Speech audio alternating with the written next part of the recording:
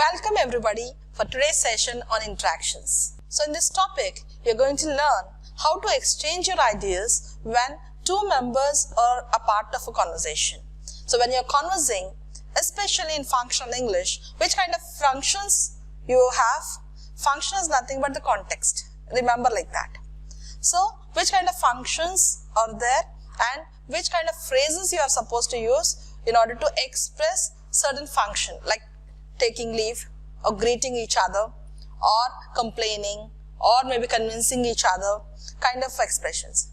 Okay, in this video you're going to learn what are the objectives of interactions and which kind of vocabulary you're supposed to use, and then what is a good communicative approach, and after that various phrases which are used in order to interact, especially introducing oneself, greeting and taking leave, inquiring and making request for help or seek directions, congratulate on the achievement, express sympathy, and then extend invitations, accept or decline invitations, and make apologies and respond to apologies. Apology is nothing but saying sorry. And then asking for people's opinions and giving your opinions. So all these are the functions which you're going to learn here. And a couple of sample conversation is also given. One sample conversation is helping somebody or helping someone, and the other one is meeting a staff. Because this is a regular or frequently used situation. And then do's and don'ts, what you are supposed to do when you are participating in interaction and what you are not supposed to do when you are participating in interactions. And then what is the outcome, what you are going to learn out of it. So this is about today's video. So the first one, what are the objectives of this interactions? So the first one is to speak fluently in English, and second objective is to converse freely with others. So generally when you are given a task like just a minute to talk about yourself or maybe to talk on a topic, so you should prepare some concept and you exhibit it or you express your thought. But when two members are involved, so how to talk? And you need to talk freely without hurting somebody, and if you want to convince that person, like for example, it's a conversation between a father and a son. So the son wants to purchase a bike and father says, I'll give you a bike, I'll purchase a bike when you get college first.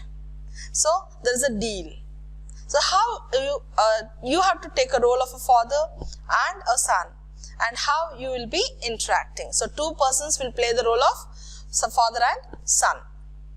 So how a son convinces his father, and being a father, whether son gets convinced or father gets convinced is important. So which kind of phrases you need to use in order to convince each other. Okay, so how to frequently use certain phrases which are very useful to use in your daily life. There are some phrases which are useful in your daily life because all the situations which I have mentioned here you come across in your life. Alright, and then to come out of your nervousness, especially when you are participating in a debate or when you are participating in group discussion or when you are participating in an interview, everywhere you have to deal with a team. Team members may be 1 or 10, but you need to overcome your stage fear, you need to be confident enough, you should not show any kind of nervousness. So all these things you'll be learning when you talk to the other person in English. That's very important. So there are some examples for the phrases, and you can see these examples. The first one, when it is formal, you can say good morning, good afternoon, good evening, anything, but don't say good night because it's a parting wish. Even if you meet somebody at night 10 o'clock, you need to wish the person as a good evening. And at that time, if you want to come back at night 10:30, 11, when you're parting, you can say good night. Because good night is a parting wish, don't tell in the morning. Okay, there is some time specification. Okay. Informal, I think you all know. Hi, or hello, anything is accepted. And then when you're talking about informal, you can use certain expressions like so-so for average. It's okay kind of expression. Okay. Nothing much to talk about. Remember, this kind of expressions you're not supposed to use if the context is formal. So when you're talking to your teacher, you're not supposed to use this kind of expressions. When you're talking to elders, you're not supposed to use this kind of expressions. So remember, informal indicates that when you're talking to your friends or your besties or buddies, you can go ahead with that. But never ever use this kind of informal language with elders. Alright? And then long time no see, how's life? Well, all these kind of expressions are come under informal. Then excuse me, pardon. Pardon is nothing but excuse me. Okay? So for repetition, if your teacher says something, you did not understand. Pardon, ma'am? That means, can you repeat? Okay. And delighted. Delighted means I'm very happy or excited. And nice meeting you. So here, what you have mentioned, long time no see in informal language. But when you're talking about formal language, nice meeting you. And then, ladies and gentlemen, when you're starting a formal conversation, you can start with ladies and gentlemen. That's a kind of phrase. Pleased to. So I'm very happy to listen to you. So I'm pleased to or convinced to. Okay. I like to. This kind of expression which you want to express your thought. I like to have a cup of tea along with you. I like to. Okay. And then I should like to express my gratitude for. Extremely grateful. Grateful means thankful. When you write Grate, that means thankful. When you are writing Great, that means greatest personality or the person whom you admire the most or the great person. Okay. Could you please give me any information about? Certainly, absolutely. I'm sorry. I just can't agree with you. So this is an expression when you're participating in a debate or group discussion, or when the dialogue of the other person, if you're not agreeing with. So one person gives a dialogue and you don't want to agree with the dialogue, you can say, I'm sorry, I just can't agree with you. I beg to differ. Forgive me. Accept my apologies. So when you're saying apologies, when you're participating in a debate, or when the other person's opinion you're contradicting, you can use this kind of phrases. And then, may I have your attention, please? So when you come across anybody, like when you are into the class, and you are the class CR, and all your friends are in different works, they're doing different works. So you can say, may I have your attention, please? And even if you could listen to this in especially railway stations and all that, or even bus stands, if they want to communicate anything, may I have your attention, please? So it indicates that that person wants everybody's attention, that person wants to speak something to everyone. Sorry to interrupt. That means if the person wants to speak something in between, when somebody else is speaking, and say, sorry to interrupt. But, I'm sorry. That's one phrase. When you say but, that itself indicates a contradicting statement. But, would you mind repeating what you just said, please? So, if you want something to be repeated, if you don't understand, you can use this phrase. Would you mind repeating the word, please? Or would you mind repeating what you said just now, please? I beg your pardon. Pardon, I beg your pardon, both have almost similar inclination, but beg your pardon is a little bit intense compared to pardon. In order to have good communicative approach, which parameters to be taken care of? So what are points you need to keep in your mind? The first one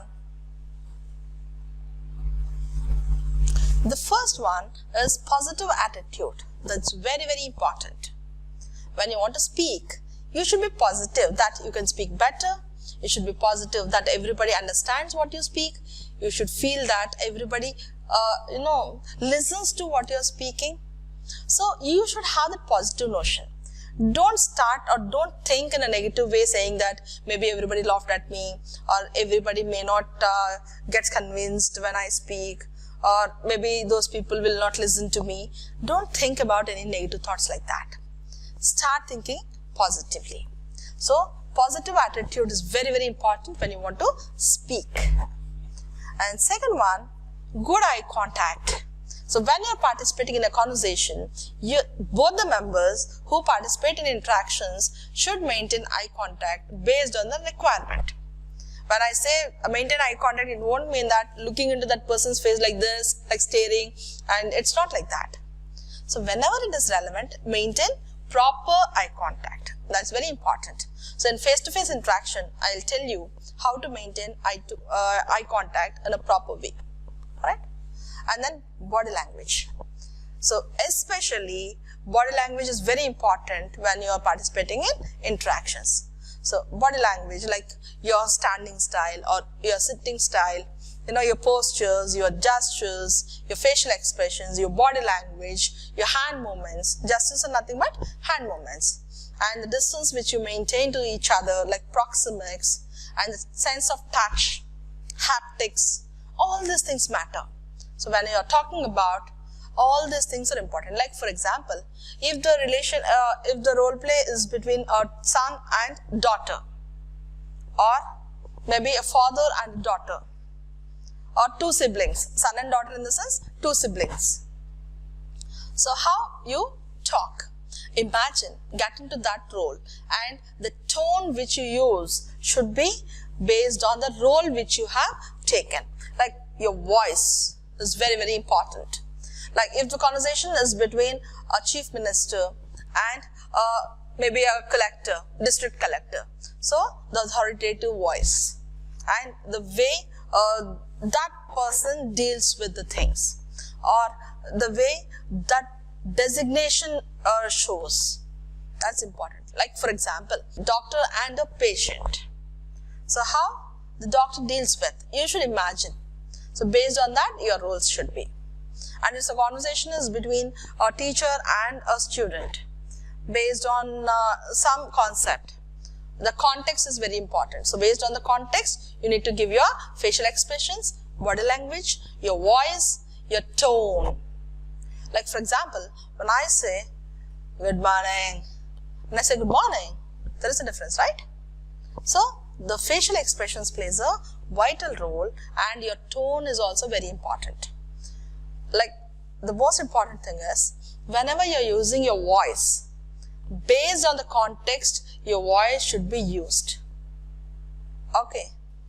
And then your speaking style, how you are speaking, whether you're speaking very fast, very slow, we use the word pace.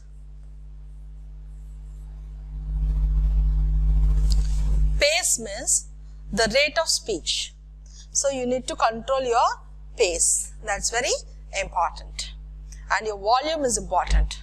Your pitch is important. Your tone is important. So all those things matter in order to give a perfect interactions. Intonation is nothing but the tone. Whether you're using falling tone, whether you're using raising tone, whether you're using fall rise or rise fall, it depends. Like for example, if somebody's birthday is there, if you say congratulations, it won't look good. You should feel that, right? That's congratulations. If somebody won something, if somebody got university first, if you go and say congratulations, I hope you got university first, that person will get irritated actually. You should have that feel and that should be evident only in your expression and your voice. Congratulations for getting university first rank. You deserve it. So it gives a kind of feel to that person who received that award or who got that praise also. So that's very, very important. So tone plays a vital role when you are communicating. So what are the points that comes under a good communicative approach? So positive attitude, which is important, good eye contact, body language, voice, speaking style is important. At the same time, intonation is also important. So coming to some phrases, just I'm giving you the phrases you can have a look at when you're introducing yourself. So my name is, when you're introducing yourself to somebody, you can give a handshake and you say, my name is. I'm not talking about Corona time, I'm talking about in general. But nowadays, Namaste is a better option. Okay. So shakes his hand. I'm, you have to tell your name and you can mention your branch. You can tell your name, branch, batch, and you can ask what's yours. Especially I have written this for a student who joined just now in an engineering college, and when that person meets some other boy in the same college, maybe of different branches or maybe same branch, whatever. So I got so and so branch. It's your wish. You can give mechanical or CSE or civil or IT or ACM or ECE or EEE, whatever. So I got so and so. The branch I wanted. Very interesting. So I want to join in IT. So I got that seat only. So mine is. So which branch or which is? Can we be friends? I got my choice too. Yes, we'll be friends. Thanks. Glad to know you. Bye. So glad to know you is one phrase. Thanks. I got my choice.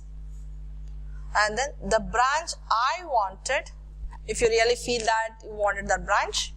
And then I am, tell your name. And then what is yours? So when two persons introduce each other, so you'll be asking like this. And then introducing yourself. Good morning. Hello. My name is. Or you can say I am. Or you can say I am instead of my name is. Good morning. I am. You can tell your name after it. I am Ravi, I am Krishna, I am Jansi. It's your wish, your name. And then formal, informal. Both are informal actually. I am from. Which place you belong to? I am from Visakhapatnam. I am from Rajahmundry. It's your place. I work for. When you are an employee, when you are doing job in some place. So I work for the name of the institute. For students, this phrase is not required. I am the new employee of so and so place. Or when you want to say about your college, I am a new student who joined in so and so branch. So you can introduce yourself in such a way. Now greeting and taking leave. This is another function which you are going to learn. These are the phrases which you can use. Hi, how are you? Greeting. How do you do? How are you? Okay. Hello. It's nice meeting you again. That means already you met that person and you want to meet again. Hi. It's great to see you too. So this is the response. Goodbye. See you. So this is a parting wish. Goodbye, see you, so long. So all these are parting wish. Long time no see for informal. I've given in the previous slides. And then till we meet again, bye. So you are say leaving that person. So till we meet again, it's bye. So next theme is inquiring or making request for help or seek directions. So here, excuse me, could you help me please? All these are the phrases which you have to use when you are participating in a interaction. And remember, based on the context, you have to use the phrases. Excuse me, could you help me please? Can you tell me the departure time of the bus? Departure time is nothing but leaving time. I'm sorry to trouble you, but I need your help. So when you're requesting somebody to help you, sure, I'd be glad to help. And when you accept to do help to somebody, when you accept to help somebody, how you will tell? Sure, I'd be glad to help. Thank you. Thanks a lot. When you receive the help, you need to thank that person. Next one, congratulations. So congratulate on an achievement and expressing sympathy. So when somebody has a problem, you express your sympathy, right? Or congratulate somebody when somebody achieves something. So congratulations. We are proud of you, especially parents or friends. If somebody got a very good achievement, say, we are proud of you. Well done, keep it up. I'm sorry about what happened. So when somebody is not well or something, or somebody, lost his book, or somebody lost something. So when you want to show sympathy, you say, I'm sorry, but what happened? You must be brave. So if some family members lost, or if somebody lost something which he likes the most, so you can say, you must be brave at times. You should be courageous. Use that kind of phrases. I have no doubt that I'll do much better next time. So if you lost something, so if you want to boost up yourself, you can use this kind of phrases. I have no doubt that you'll do much better next time. Now this one is extending invitations and accept or decline them. So accepting, declining is rejecting them. So how you will extend invitations and how you will accept or reject the invitations. So I'm so happy to hear that. So if somebody says something, they want to extend their invitation. So you can use this phrase, I'm so happy to hear that Ram is going to get married. I'll be happy if you and your family could come. So it's an invitation. If somebody's wedding or somebody's function, somebody is inviting a family. I'm happy if you and your family could come. Thank you for the invitation. We'll certainly come. So if you accept the invitation, you can say this. If you accept the invitation, you can say, thank you for the invitation. We'll certainly come. I'm afraid I'll not be able to come. So if you reject, if you decline the invitation, you can mention this. I'm afraid I'll not be able to come. Thank you so much. We look forward to seeing you. So if you accept the invitation, this is the dialogue from the other party. So other person is very happy on your arrival because you said you are going to attend. Next, it is disappointing that you won't be there. So this is the dialogue of the other person who says that he's unhappy because of your absence for the wedding, because you rejected the proposal.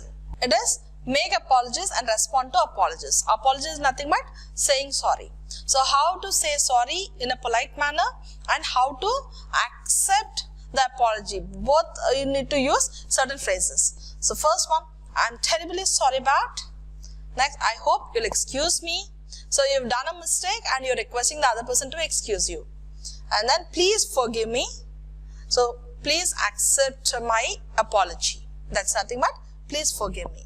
And then I'm sorry. It won't happen again. I promise. That means you're assuring that this mistake will not happen again. No need to feel so bad about it. These things happen. So the other person who gets convinced by your apologies will say this kind of statements. Next, asking for people's opinions and giving opinions to others. So you can say, I'd say, or I think, or I feel, I believe that you are a very good boy, but because of some problems you might have done this. In my opinion, this project is not better. Or you can say, in my opinion, you can accept that request. In my view, you can go to a party, that party which we discussed earlier. It seems to me that it's not so interesting. Or as far as I know, that person is very good, but I don't know why he's behaving like this. As far as I'm concerned, I don't remember anything happened long back. As far as I'm concerned, I'm not interested to do this kind of concepts or this kind of tasks. What would you say about? What is your opinion? What are your views on the present education system? What is your opinion of so-and-so person? Or what is your opinion about so-and-so person? What do you think about, or what do you think of participating in a debate competition? So, you're asking opinions and you're giving opinions. Next, here it's a small phrase, a small sample, helping someone. Hello, is this your pen? So, B, the other person, so just looks back and says, oh yes, it is, thanks. My name is Mr. Ravi. I am Mr. Krishna. Bye. Bye. So, it's a conversation between two members. One person received a pen, one person got a pen, and one person lost the pen. So, the person who got the pen has returned the pen to the person who lost it. Okay. It's a sample conversation where a student comes to meet a teacher. So, it's a conversation between a student and a teacher. So, here first, S stands for student and T stands for teacher. So, student. First, he knocks the door before coming and says, sir, good morning, sir. Yes, come in. Here, instead you can say, excuse me, sir, may I come in, sir. Anything is accepted. And then, when sir says come in, the student says, thank you, sir. Good morning, sir. Teacher, sit down. And student says, good afternoon. Student, I am meeting you first time today, sir. Teacher, that's right. But now it's afternoon, isn't it? So, because this person says good morning, so immediately he has corrected him. Good afternoon, sir. You asked me to come to your room. I have several doubts in the subject, whatever subject he has doubts in. Doubts? Yes, sir. I don't understand many words. Teacher, did you study in a Telugu medium school? Student, yes, sir. Teacher, if it was Telugu, I could help you. I would help. Feel free to ask me queries. Okay? So, if you have any queries, you can feel free to ask me, is the statement given by the teacher. And then, thank you very much, sir, is the statement given by student. Later on, the teacher clarifies the doubts of the student. Now, do's and don'ts in interactions. When you're conversing, when you're participating in a role play, or when you're discussing, or when you're participating in a conversation or situational dialogue or role play, these are the do's. You have to follow these 7 important steps. So, first one, understand and analyze the situation. First, you should understand what is the situation of the context given. Then, identify your role and then act accordingly. First, you should know what is your role and you need to enact that role. Okay. And then frame sentence, questions and answers properly based on the role given to you. And then be as natural as possible. Be yourself.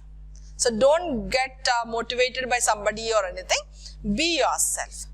If you are really in that position, how you will give the emotions, expressions that you are supposed to give. And your voice modulation is very, very important. It should be syncing with the role which you have taken. And then maintain very good eye contact with the other person. So that's very important, as I mentioned earlier. Next, use your hands to express yourself. That is nothing but gestures.